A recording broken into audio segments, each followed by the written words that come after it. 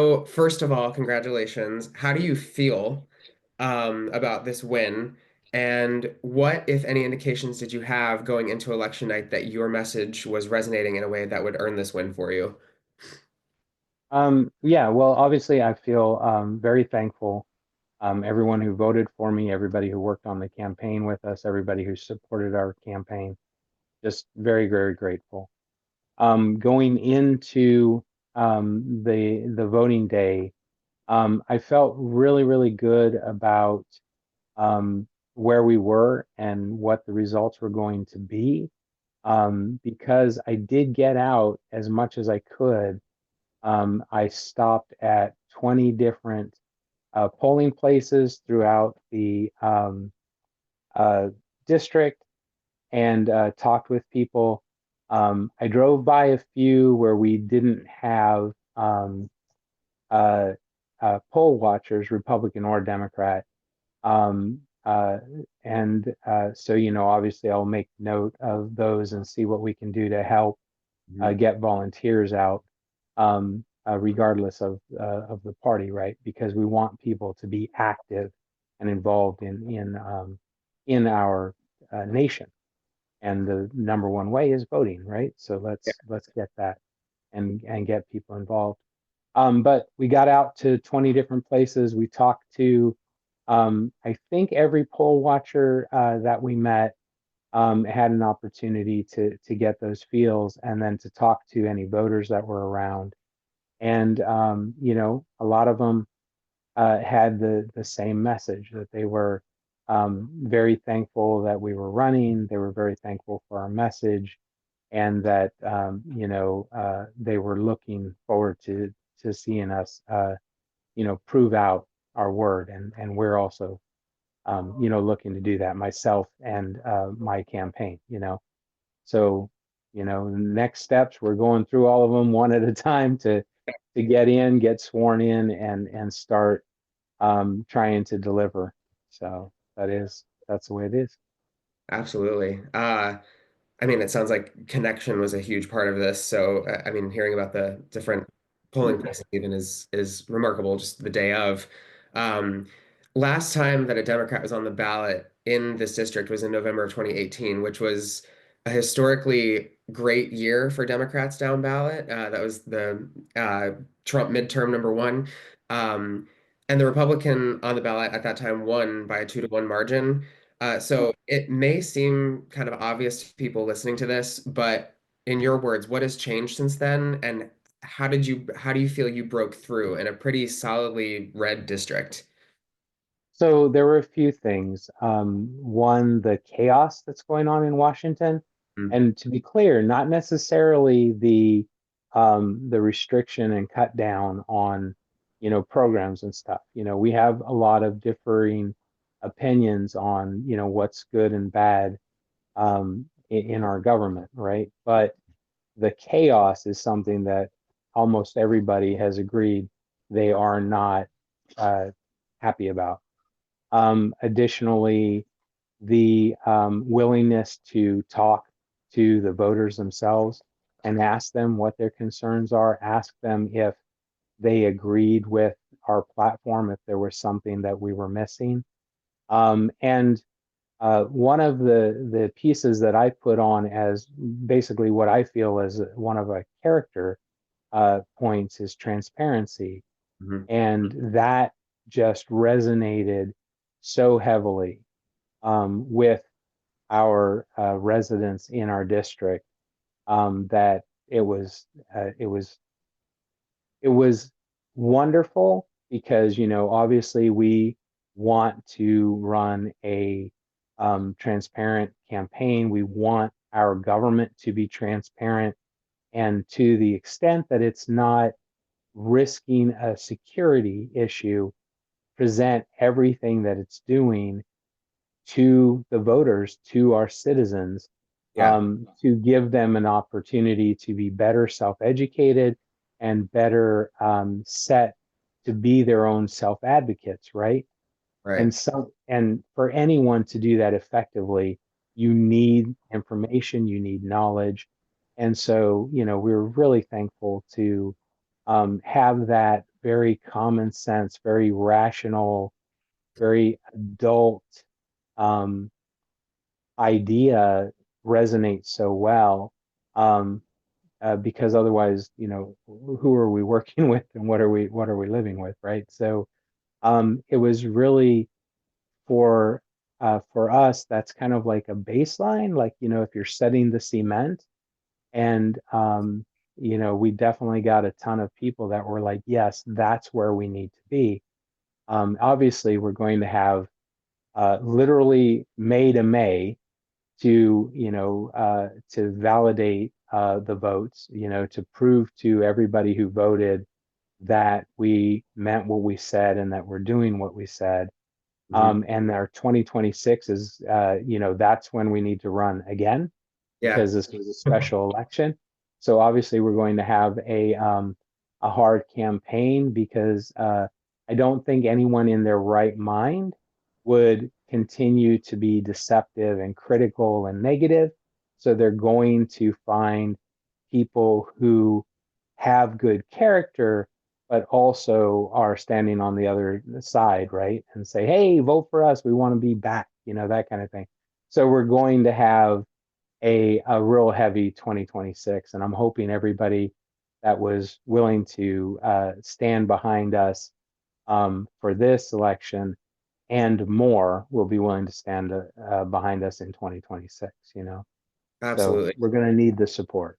So, Absolutely. And I want to follow up on something you said about, you know, differing opinions within the district. If people have different ideas on how certain things should work. Obviously, this is something that I talk about all the time, like in my own life, like not even necessarily on this podcast, but I've always not quite understood why, I think somebody running for office or somebody running to represent people should have core ideals, but should also be willing to listen to voters and say, well, this is what I believe, but since I'm running to represent a body of people that maybe differ with me on this, here's where we can meet in the middle, or here's where I right, take a leaf out of what you're saying. Um, right, Even if I don't necessarily agree in my core, personality, as long as it doesn't differ from my values too much. Do you find right. there's a lot of talk of like authenticity in elected officials? Did you find that people were open to having that conversation and open to like good faith disagreement with you, and were willing to support you anyway? Yes, absolutely. I had supporters who were very open with me that they are Trump supporters.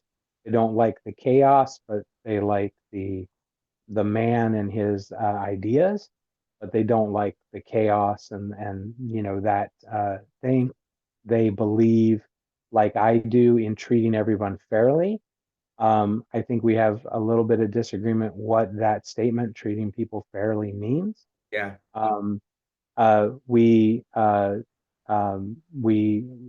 had other folks that we all agree that our veterans deserve to be respected and supported. Um, there's some disconnect on, again, what that means, especially given, the federal level, cutting funding and cutting support for veterans.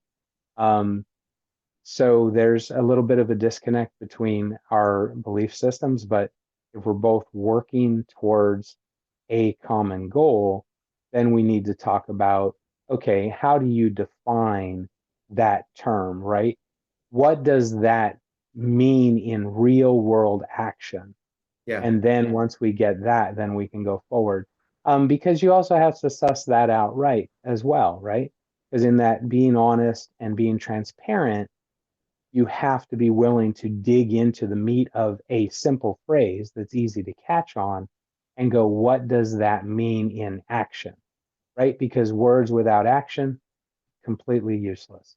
yeah. And how do you feel you do that? Is that like a town hall? How do you plan to communicate with your constituents? Town hall, writing emails, writing letters, sending texts back and forth, uh, two-way communication. That's the big deal, right? Um, I've had a long time of interacting with different people, like on boards and on, of course, in council for the borough, on different charity boards and things like this. And if you don't have two-way communication, you're going to miss if something's getting disrupted, right?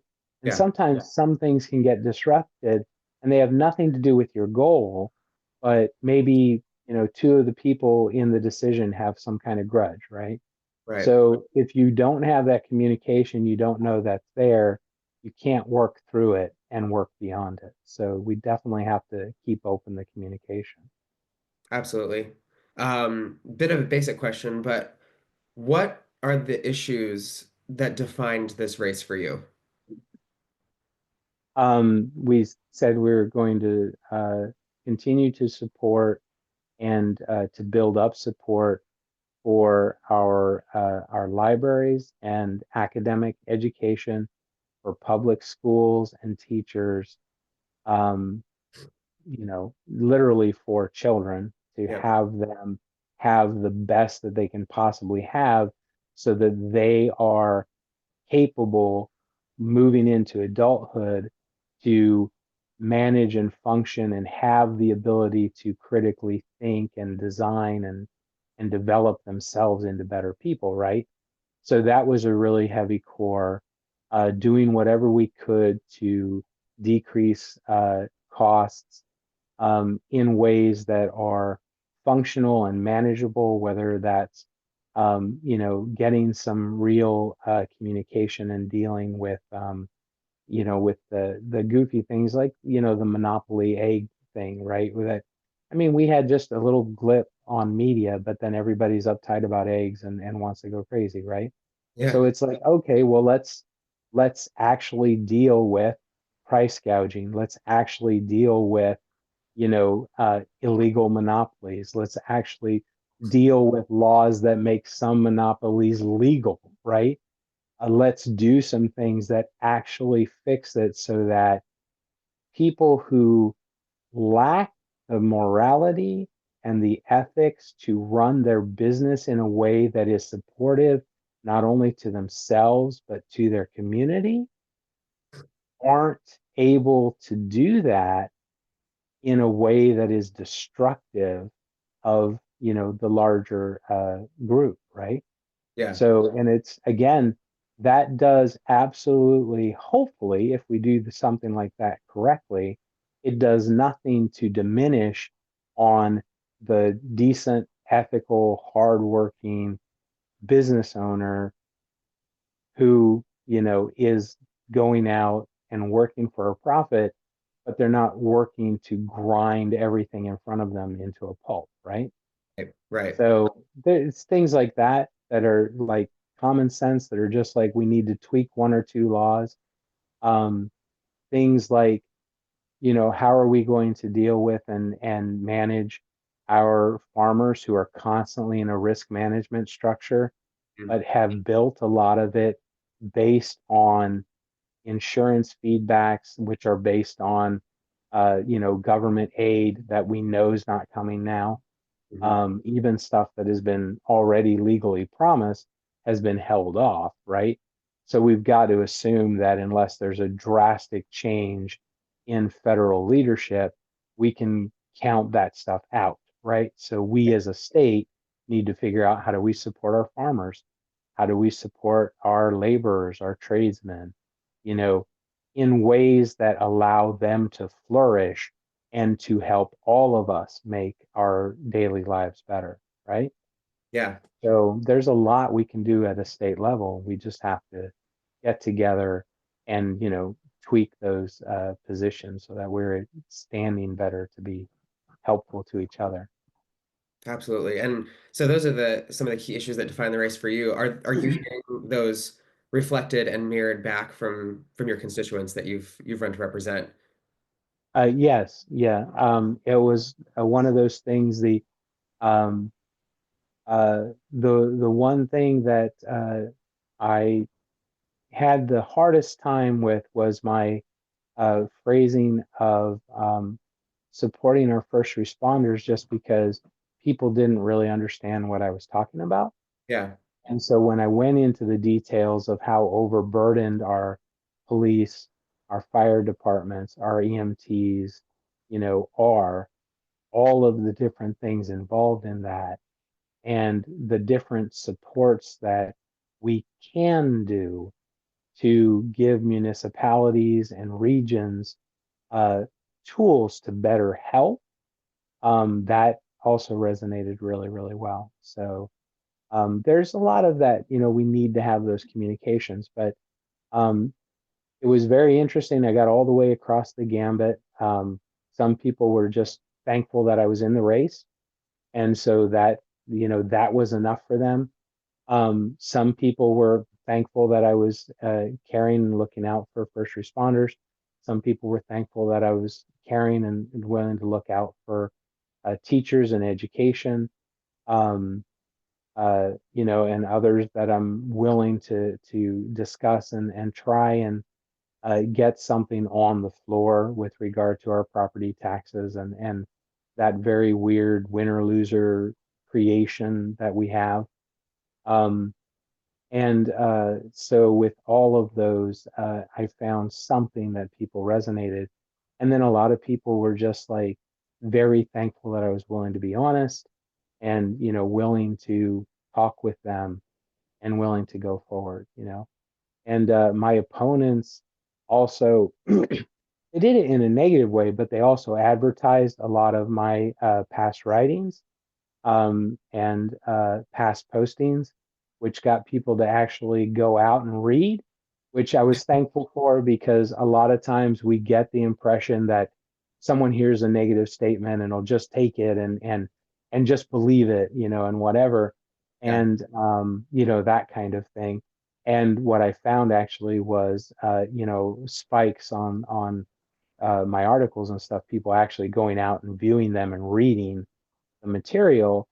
And I don't know if the opponent campaign was like read a word and was like, oh, we can use this, and didn't bother to actually, oh wait, if I read 16 words into this statement, I'll find out that I'm completely misrepresenting stuff.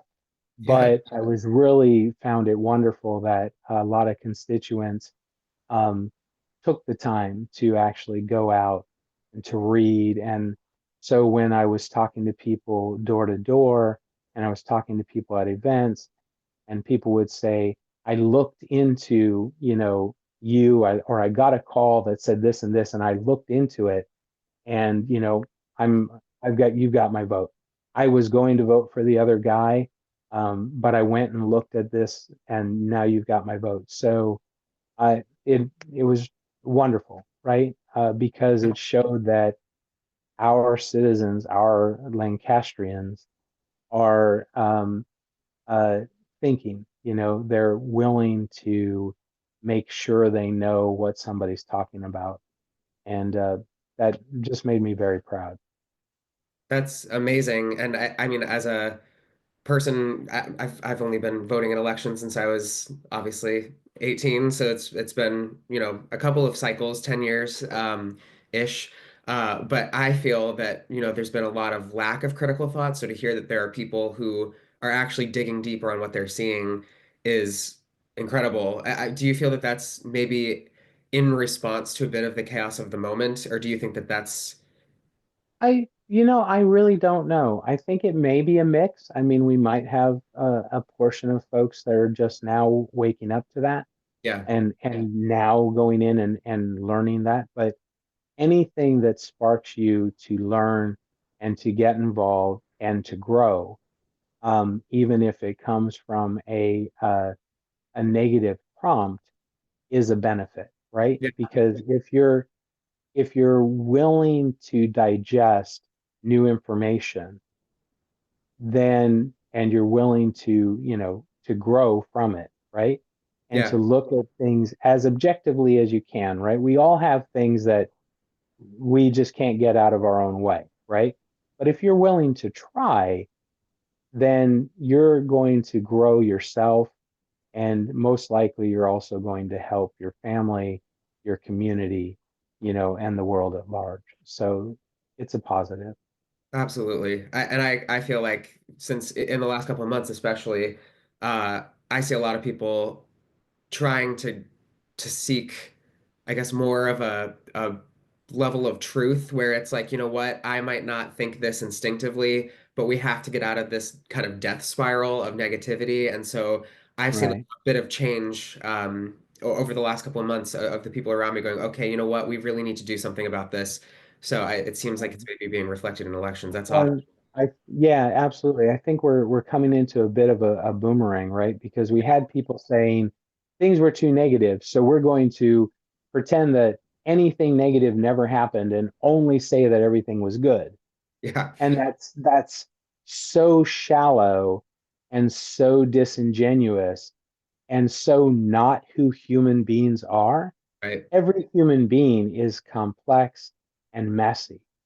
And so to try to ignore that and is it's it's disinfectant on the character Yeah, of yourself and of whoever that you're trying to interact with. And so of course it's going to be rejected. Given enough time, nobody's going to want that, right? right. It reminds me of the old presentation when Facebook had a little bit of an arc where everybody was like, oh, it's just like fancy images or it's a glam profile, Yeah, that kind of thing. And it started getting that image and people were not interested in it, right? Because they were like, I don't want to see that kind of facade, right? yep, And then it came, people started coming back down to earth and being more in discussion, and that ended up keeping it alive and causing it to grow, that kind of thing. yeah, So I think that we're right now in the middle of that cycle where people are realizing, like, the United States, Lancaster, our holidays, they have rich, wild, mixed tradition and history that is good and bad. There's some positives, some negatives, but yeah, what it has developed into, and as it completes developing, it's constantly stepping into something a little bit better, a little bit richer, a little bit stronger, and it's creating extremely wonderful soil that we can cultivate and grow some beautiful, beautiful crops. So absolutely. yeah, Um, So Democrats right now have a very narrow majority in the state house. That narrow majority was refortified the same night as your victory, when I think it's pronounced Gonor, right? Dan Gonor won his special election in Allegheny County. Republicans have a majority in the state Senate, though a slightly narrower majority now. Um, Governor right, Shapiro has high favorability numbers. And this kind of anti-chaos, if not always anti-Trump, but anti-chaos backlash right. happening in special elections across the country and across the state, I think should solidify that the current agenda, or at least the current approach, is not particularly popular. Right, Have right. you seen any willingness of state Senate Republicans to work across the aisle with you on the issues that moved voters to send you to this seat? I really think so. I think we'll really be able to do a lot. Um, I've heard before that it benefits people in power to be able to go back to their constituency and say we did nothing. But I don't understand how anybody who votes for somebody um, to serve them better uh, would be willingly happy with, I literally sat on my hands and made no progress in any direction at all. Um, it reminds me of one of the old Bible stories that they used to tell in school about, the three guys given some talons and given some coin and told, hey, do whatever, I'll be back. And one guy's like, hey, I buried it and hid it because I knew you were horrible and mean and wouldn't do anything. And so the guys, um, their overlord or whatever says, well, if you knew I was all those things, then you should have done something so that you would have had something to show of, that kind of, Hmm. even if you had a negative view, you should have done some real work, that kind of thing. So I think the only reason I shared that is because I think that is the mentality that's been out there. And I think with everything that's happening in the world and with all of our people throughout Lancaster, um, and throughout our district and throughout our state, we're not comfortable with saying we've done nothing. We've done nothing about prices. We've done nothing about, how we care for our elderly. We've done nothing about, um, respecting, honoring, and supporting our veterans. That's not going to cut it. We need to get things done. And yeah, everybody will be able to say, I voted for this or I voted against it, but you'll be able to say I did something, right? Um, and I think that is what's going to win or lose votes. Not whether or not you won every vote or you passed a massive agenda, but whether or not you put things forward, had real discussions with each other, with the constituents, and listened and came up with a path to move forward.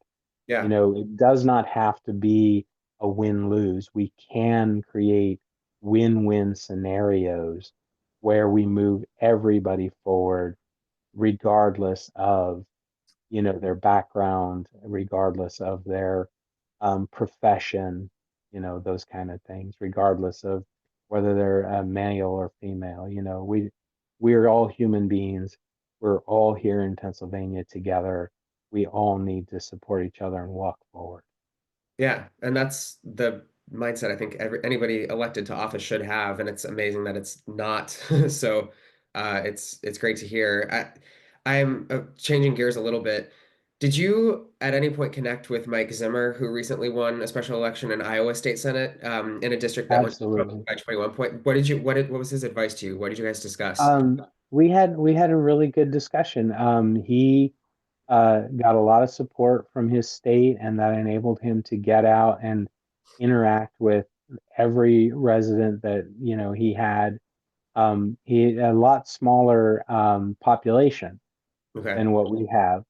But we really took it hard that, one on one, and what we did was, since we individually couldn't catch everybody, we did everything we could to get somebody that knew other people in the neighborhood, friends that knew friends, and talked with everyone to trickle down and spread the word and try and get together in as many places as we could.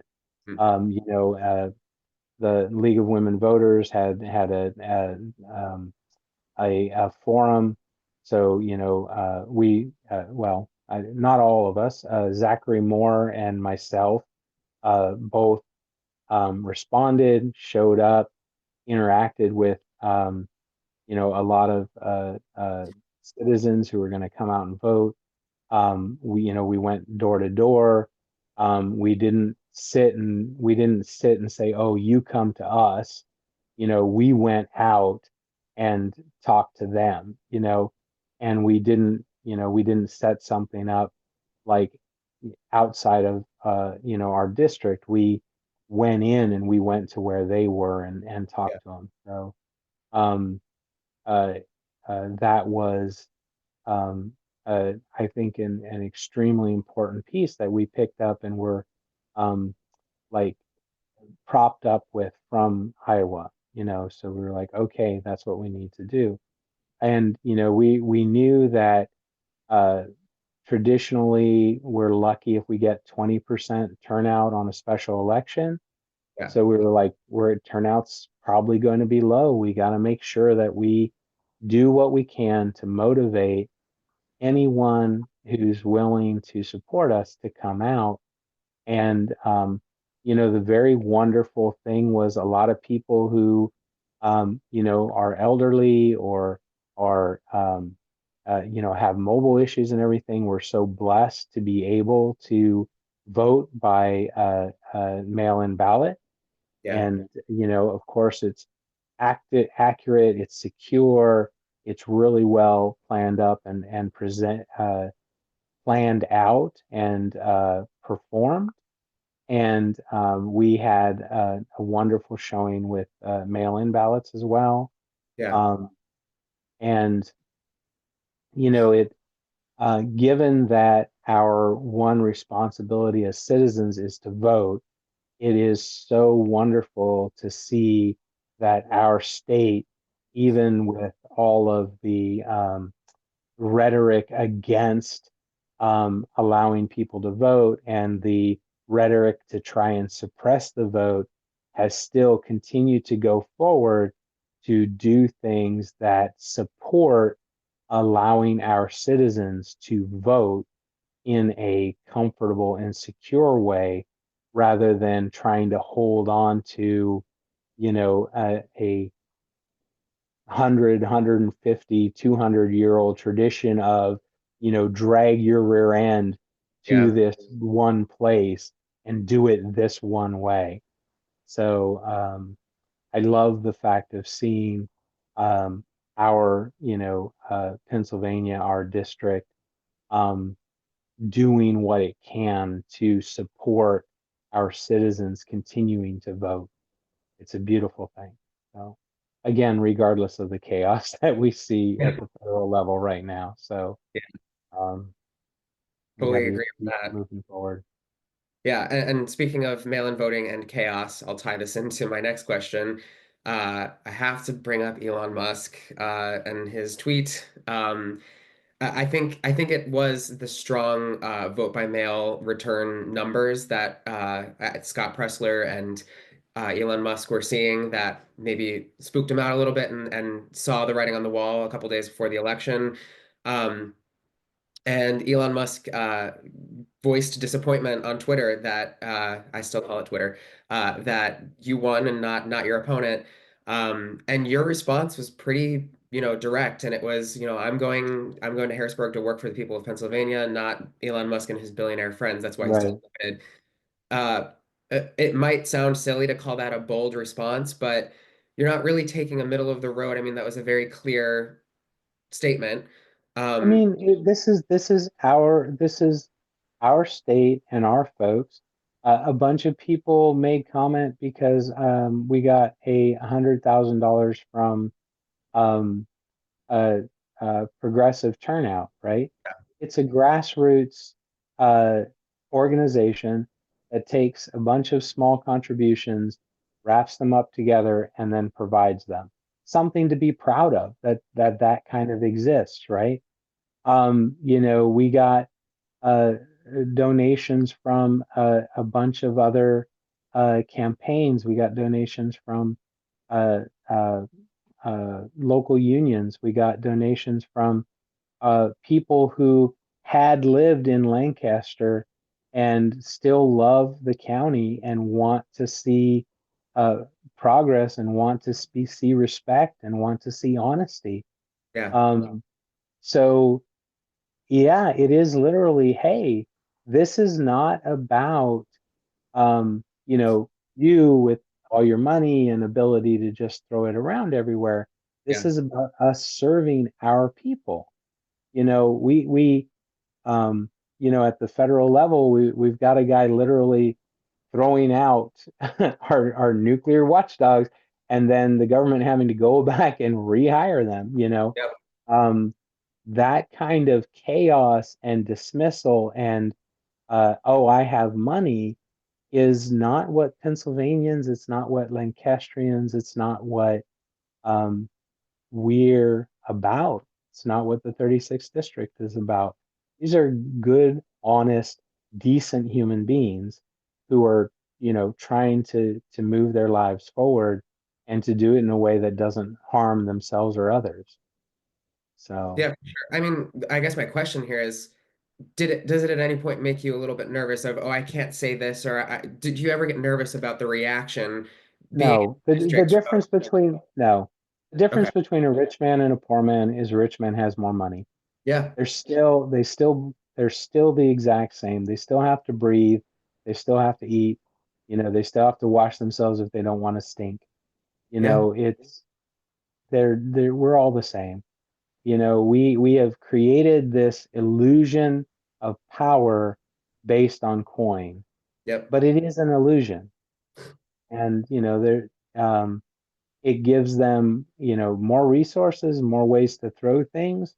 Um, but in this case, honestly, the fact that he threw out a comment, again, it was just like those negative comments about my writing. It ended up helping our campaign. Yeah. If you're not willing to engage honestly and engage with reality and with the facts, the whole illusion you create around yourself is not going to help you. And money is just a factor of how you create that illusion. It's not a factor on what is really happening. Yeah. So that's a, you know, just move forward. Before I get into, I have a couple questions on some of your bio and a couple of issues. Sure. also want to ask you about an interview you did with CNN with Laura Coates. I wrote this one out because I had a very specific question here. She Okay. described the time that she had with you, in my view, to push a network talking point, basically that Democrats should not get too excited about your victory and that you won because you had a bad opponent and she took time to ask you if you thought you'd only won because of that. I heard that question and I rolled my eyes because I feel like it was meant to discredit your win a bit. And when a candidate like you, I mean, when Democrats lose, whatever the election may be, when we lose, we're told that our messaging is bad. And then when a candidate like you effectively communicates your message and it lands with the people of your area and results in a victory, uh, punditry kind of dismisses it as a fluke. That's my point of view. Um, Okay. how much do you feel that media discourse is not only contributing to the bad energy and kind of no win sentiment around the Democratic Party, but also shaping the nation's political discourse as their stakeholders see fit? Um, well, I don't know, like, yeah, like who is the stakeholders, right? But there does tend to feel like you're still looking for that win-lose game, right? We're Yeah, still looking for, who's groveling and beat down because of this, or that kind of mythical presentation, right? yeah, So it does feel like we still have that kind of trope in every story that we're trying to tell. yep, And sometimes it's a huge combination, right? Like I said, humans are complex, right? yep, This campaign had a lot of factors. Um, I don't think we would have gotten as much attention if my opponent hadn't had somebody in his group sending out the negative comments about my writings, and I don't think we would have had a sliver of some of the support if you know my primary opponent hadn't been so vocally critical and abusive of his staff, both in public forums and in private. yeah, um, there's a lot of different things like that where all of them contributed, right? yeah, um, I don't think we would have reached as many people, so I think we would have had, less of a win, but we would have still won. So it's a matter of all of those things came together to give us, a big enough buffer that it was obvious enough that we won. Another yeah, thing too is, you know, um, our neighbors, our citizens in our district, um, everybody wants to assume that, well, they're registered Republican, therefore there's no way they're going to vote for a Democrat, that kind of thing. And I've been in a restroom and heard a social acquaintance that I've known for um, 20 years say to somebody else, something very discouraging and negative and generalizing about every Democrat out there, right? Like, oh, they're all whatever. And I'm not going to say it online because I don't want someone taking that clip and using it like for some kind of negative again, right? But I've heard those kind of things, and then people say, "Oh, well, the it's so red, it's so red. How could you have possibly won?" And I'm like, nobody's put an opposition up, right? Right. I mean, so you can't make that decision, right? You have to talk to folks. Yeah. Um, so there were a ton of um, things that led to us having this victory. Obviously, our run in 2026 is going to be tougher Right. because, well, I'm saying obvious because if I were going like, hey, I want to win, I would pay attention to everything that happened this cycle. And so I would be looking and I would be talking to the people that, have elected me and put me in power. And I would be going, oh, who would you support? Number one, right? I would listen to my constituents, right? Which I'm already going to be doing because that's kind of my core, right? Yeah. But I'm going to be running in 26. And so it's going to be harder because, well, it may be easier because they may double down and go, no, we're going to do it, the same way we all, always have. In Yeah. which case, thank you very much ahead of time. And, and I accept the win. But if they take all of the different factors, and then we're going to have a harder run because we'll be running against somebody who is compassionate, who is willing to listen, who's willing to work on what and what our constituents need. And then, it'll be a much more competitive race. Yeah. Um, and I'm looking forward to 26, and I'm looking forward to the support, and I'm looking forward to proving that there is a reason to keep me in for another 4 years, right? Yeah. Um, but all of that together, there's a lot of factors, and I don't think that we need to constantly try and paint it in one of those, David and Goliath stories, right? Absolutely. Especially because, and this is just me on another tangent, but we always leave off, you know, uh, in the story, David took a bunch of stones with him, right? Some Yeah. people like to say, oh, well, Goliath had a bunch of other brothers. Some people like to say, oh, well, in case he missed, he would be ready for the next one, whatever. But the fact is, he went into battle prepared. Yep. And I don't think that, our story really mimics that kind of thing. We're not looking to destroy anyone.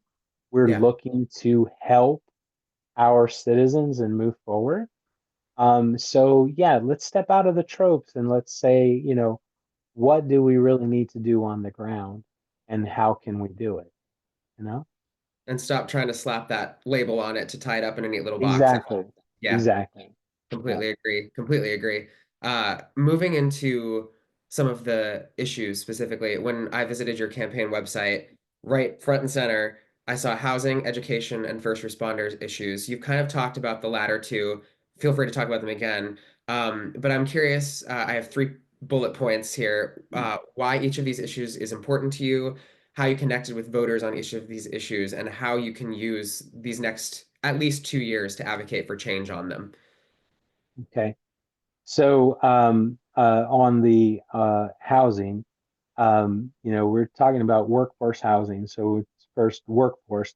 Anyone who's making between 25,000 and 100,000 a year, which we have people in our um, in our state, in our county, in our district that Yeah. run that entire gambit, to be able to find a place that they can afford in a way that doesn't completely devastate their finances, right?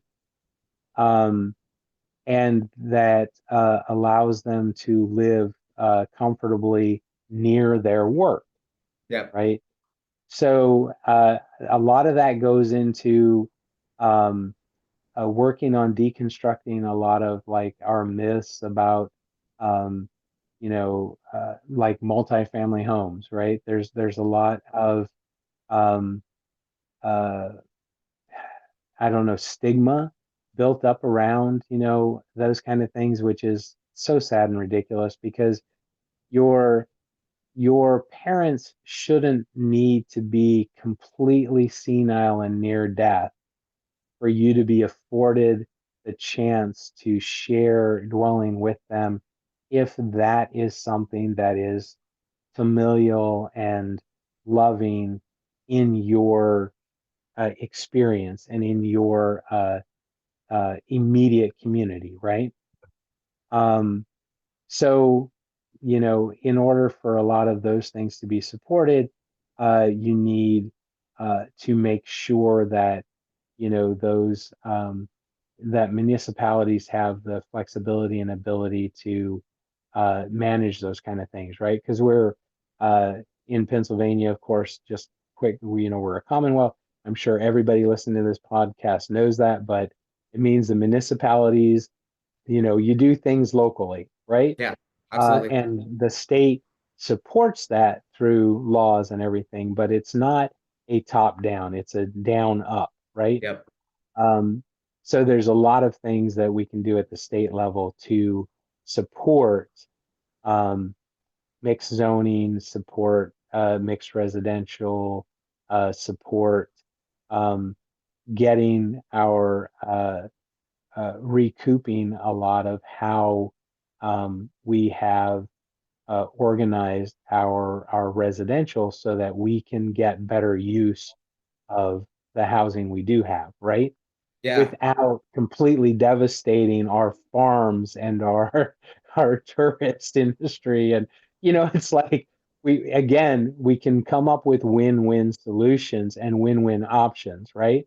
Yeah. It And this doesn't isn't, have to be sorry to a interrupt. win-lose. No, go ahead. This is not new to you either, because when you Good. visit East Petersburg borough.org, one of the first things mentioned about the area in that first paragraph is new housing developments. So Right. this is something that you've done as mayor as well. You've kind of this has been important to you for a long time. It has, yeah, absolutely, absolutely. And again, just to be completely clear, our council has been very strong in working together on, a lot of these issues. We've had lots of discussions with our community about, what's the right place for zoning and, how do we go about updating and encouraging our zoning? How do we Yeah. deal with and manage, and sometimes our um, sometimes people are happy with the decision, sometimes they're not. Some things need to be relooked at again in a little bit later, Yeah. but that, there's another plug. Wherever you live, find out when your local municipal meetings are Yeah. and attend them. Find out where and when they have their minutes. Read them, Yeah. find out where and when your ordinance are or yeah, where your ordinance are, when you can get access to them and read them. Know your location because, especially in Pennsylvania, our power is local and it's Yeah. individual. You, as a voter, have the power and the voice to really shape your life. So, Yeah. worthwhile. Absolutely. And then, I mean, I have two more questions kind of written down. But I mean, you most recently served as the mayor of East Petersburg, Pennsylvania, which has a population of roughly 4,600 people. It's a smaller area. or small, I'll put smaller in quotes because I guess it's relative depending on where you live. Um, for someone like me in Erie, Pennsylvania, that's a smaller area than where I live. In 2017, 2021, 2025, in a lot of people's minds, small population, again, kind of going back to that tying things up with a little bow and trying to compartmentalize and box things up. Small population area equals Republican or equals conservative. What would you define as small town American values, and how do you feel you embody them as a Democrat? Okay. Small town American values.